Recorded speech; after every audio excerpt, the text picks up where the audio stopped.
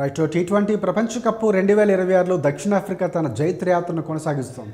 ఇప్పటికే సూపర్ 8 దశకు అర్హత సాధించినటువంటి సఫారీ జట్టు గ్రూప్ దశలో తమ చివరి మ్యాచ్లను ఘన విజయాన్ని సాధించింది. ఇక బుధవారం నాడు ఢిల్లీలోని అరుణ్ జైట్లీ స్టేడియంలో జరిగినటువంటి మ్యాచ్లో యూఏఈపై 6 వికెట్ల తేడాతో గెలుపొందింది సౌత్ ఆఫ్రికా. ఇక ఈ విజయంతో గ్రూప్ డిలో ఆడినటువంటి 4 మ్యాచ్ల్లో కూడా గెలిచి అజయంగా నిలిచింది సౌత్ ఆఫ్రికా. ప్రస్తుతం 8 పాయింట్లతో గ్రూప్ టాపర్గా సూపర్ 8లోకి అడుగుపెట్టింది.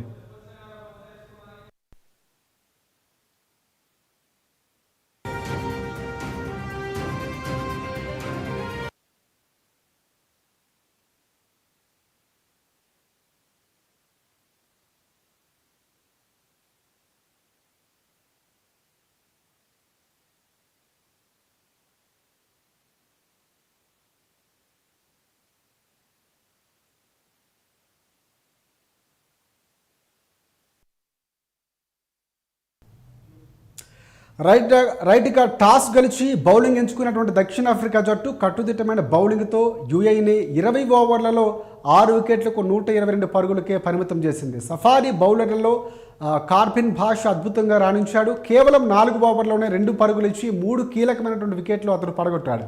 సో అతనికి తోడుగా అండ్రిచ్ నోర్కియా 2 వికెట్లు, జార్జ్ లిండే 1 వికెట్ తీశారు. యూఏఈ బ్యాటర్లలో అలీషాన్ దాదాపుగా 38 బంతుల్లో 45 ఒక్కడే ఒంటరి పోరాటం చేశాడు. కెప్టెన్ మహమ్మద్ వసీం మినహాయించి మిగతా బ్యాటర్లు ఎవరు విఫలం అవడంతో యూఏఈ సాధారణమైనటువంటి స్కోర్కే పరిమితమైతే దీంతో సఫారీ జట్టు కీలకమైన విజయాన్ని అందుకునే దిశగా వెళ్ళింది.